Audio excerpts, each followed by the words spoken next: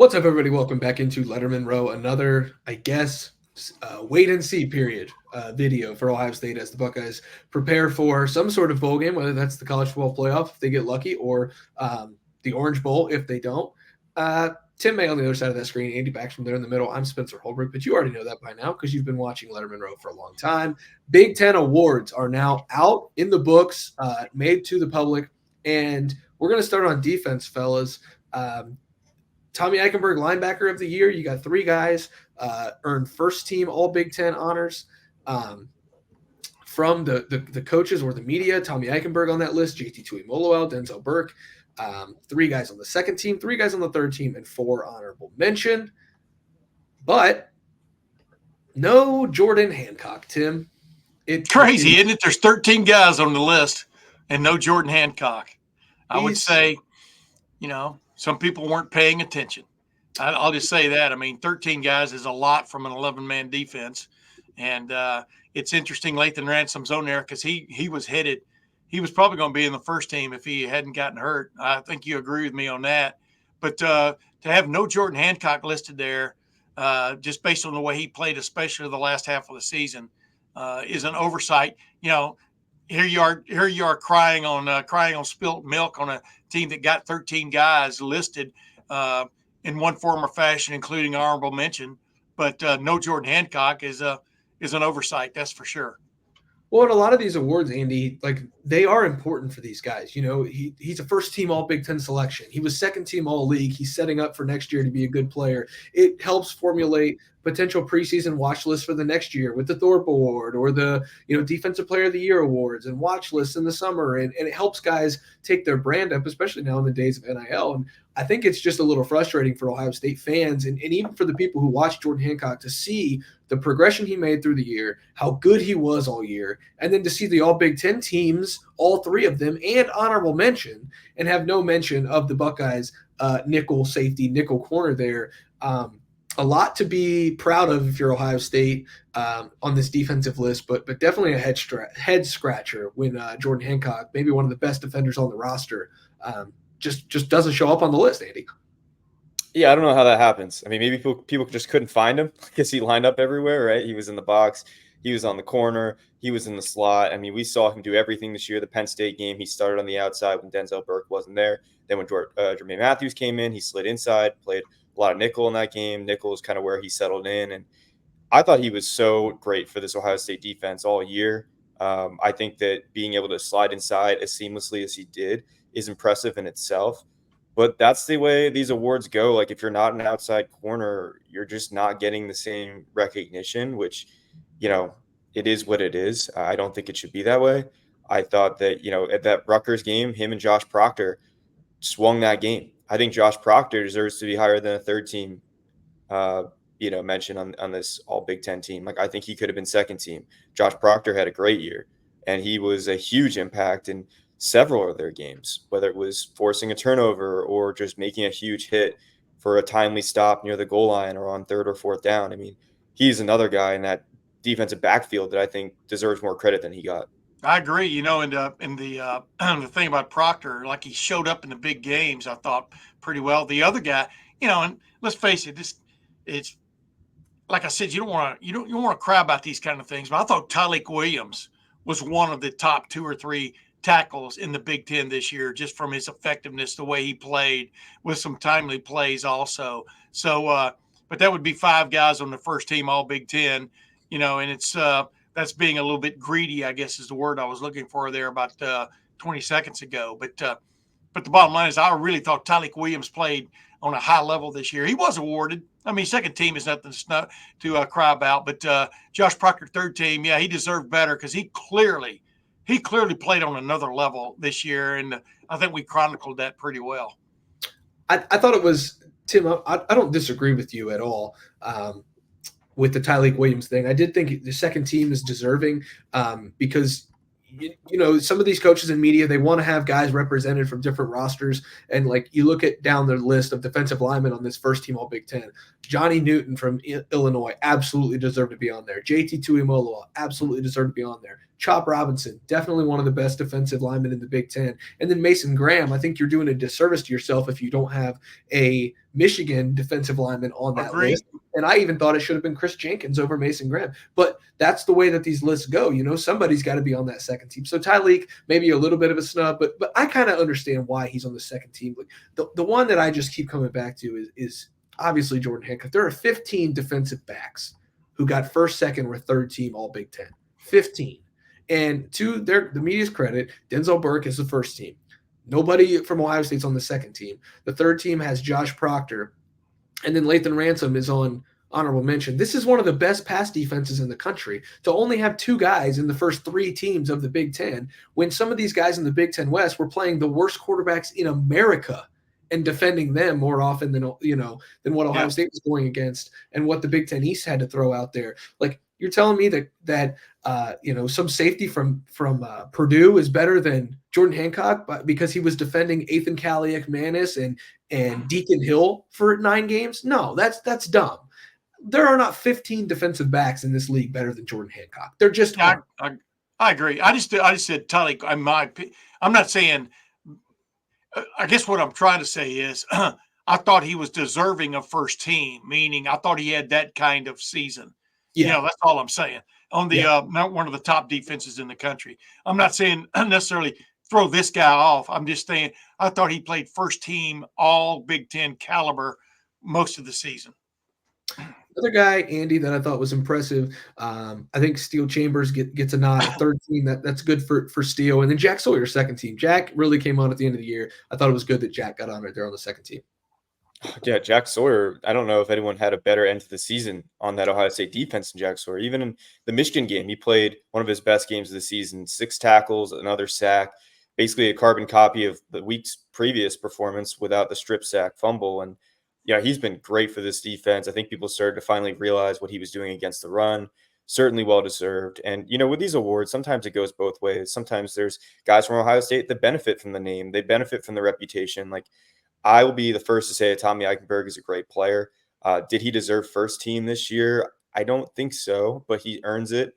And that's not to take anything away from him as a player. He was banged up towards the end of the year, did not have his best game against Michigan. But yeah, sometimes it goes both ways. And we'll talk about that with the offensive side, where maybe some guys got a bump that we quite didn't see with their play. But that's nothing to take away from Tommy Eichenberg, 2-time captain, what he's done for this team. He's the quarterback of the defense. And you guys have been around. I didn't vote for either of the teams. Obviously, I'm not a coach, and I didn't vote in the media thing. I wasn't one of the media guys, but you know how it goes sometimes too.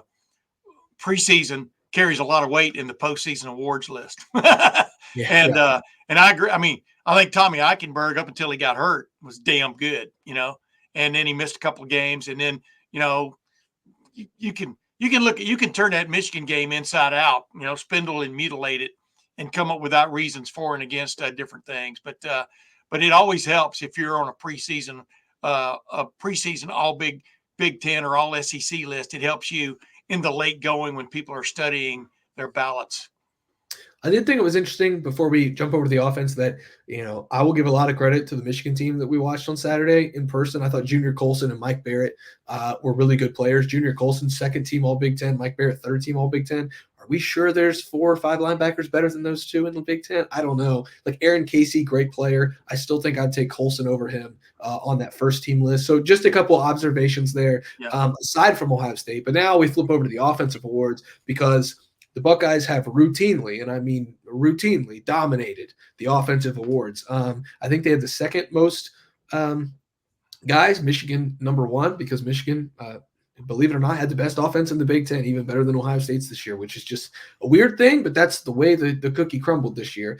But for the 6th straight year, Ohio State has the Big Ten Offensive Player of the Year. Marvin Harrison Jr., only the 3rd wide receiver to ever win that award. Desmond Howard in 1991 won the Heisman Trophy. Braylon Edwards in 2004 won the Biletnikoff Award. And now Marvin Harrison Jr., who I believe should win the Blitnikoff Award. We'll see if that happens. But he is the Big Ten wide receiver of the year and the Big Ten offensive player of the year. Again, 6 straight Ohio State offensive player to win that award. He was joined on the first team by Travion Henderson and Donovan Jackson and Cade Stover. And then Josh Fryer, first team All Big Ten offensive lineman. Second team, Matt Jones. Third team All Big Ten wide receiver Emeka Ibuka, and then Kyle McCord gets the nod as the third team quarterback. I didn't even see who won the second team quarterback. I know J.J. McCarthy was first team.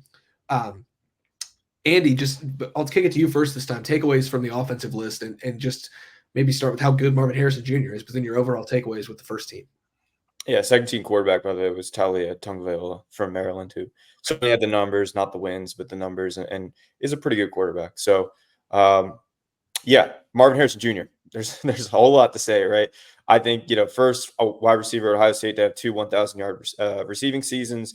He has the most 100-yard receiving games all time at Ohio State with 15 past David Boston for that in the Michigan game. So, look, I hope we get to see him play one more game, at least one more game. I know we might not get that, especially if they don't make the college football playoff, but he's been a joy to watch, a joy to cover. We talked about that a couple of videos ago, just about how great he is as a person off the field, how he treats other people. I thought that showed up in his press conference, the way he talks about Kyle McCord as a friend first and then as a quarterback. You could write a whole book on what Marvin Harrison Jr. did at Ohio State, and I think he is more than deserving for this award. And I hope that he still is in Heisman consideration. Probably won't win the award now, but I still think he deserves a trip to New York City. Hey, has there been a march on the Big Ten office, by some irate Ohio State fans that Kyle McCord was third team All Big Ten? I haven't been keeping up with the news today. I was putting my Christmas lights up. Do you know of anything like that? No. Okay.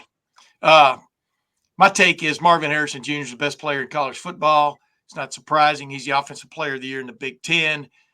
Fellas, he was about to be the star of the great finish to an Ohio State Michigan game until Kyle McCord got hit when Donovan Jackson tripped over Carson Hinsman's left foot, and that guy just came busting through.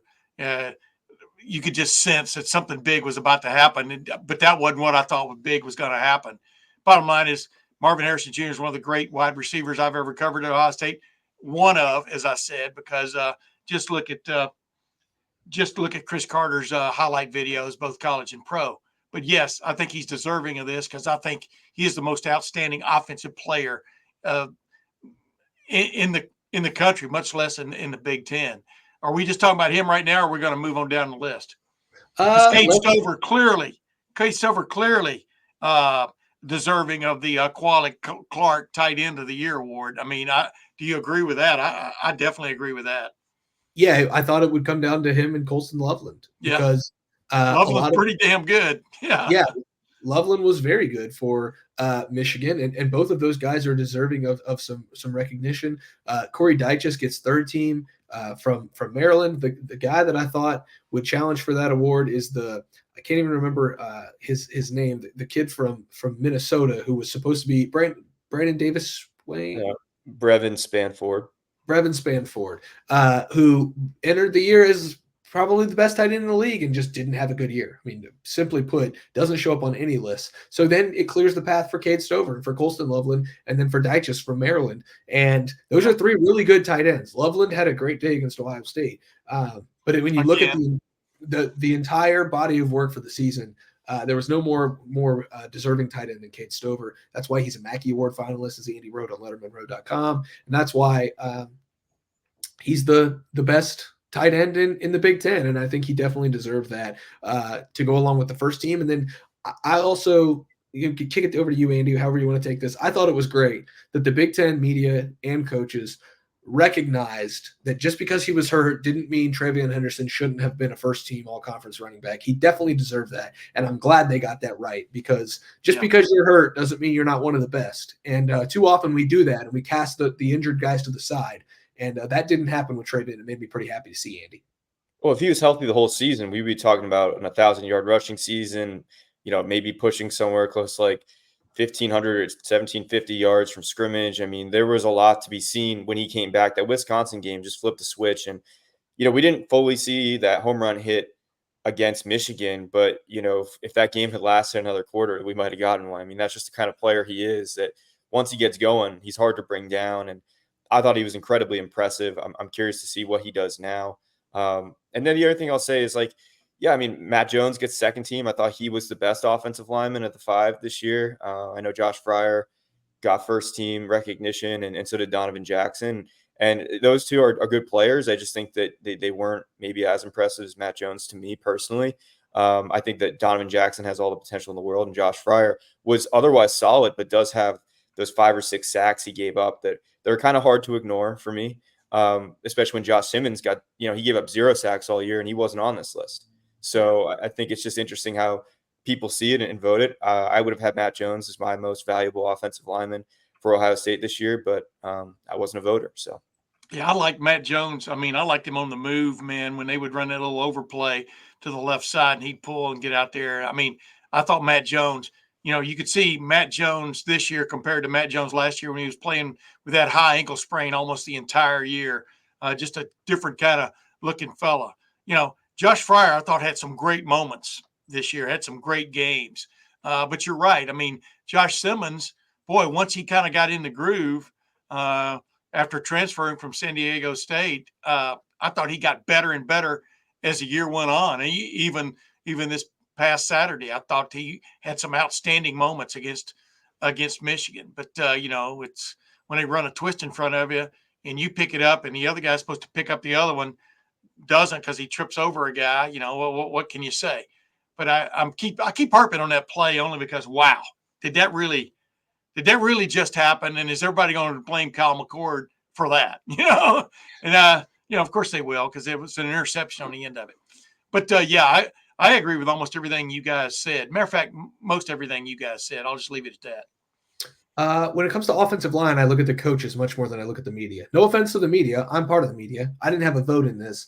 But I think the coaches got it more correct than the media did. Probably not 3 Michigan guys on there. I think all of them were pretty good players. But maybe Logan Jones at Iowa should have got the first team center. He was 3rd team center. I really like him. But Drake Nugent, Zach Zinner, both from Michigan, Donovan Jackson at guard. The coaches know how good Donovan Jackson is. I know he didn't have the best year, maybe the year that he was expecting, but he's still one of the few best offensive linemen in this league. Ladarius Henderson at tackle, and then Olu Fashanu at tackle. The only difference in the media is that Josh Fryer was at tackle instead of Ladarius Henderson. I like Josh Fryer. I think he's a good player. I just don't agree with that. But other than that, like, there's not many issues I take with this offensive. There's not like a Jordan Hancock that on the offensive side that should have been honored and just wasn't.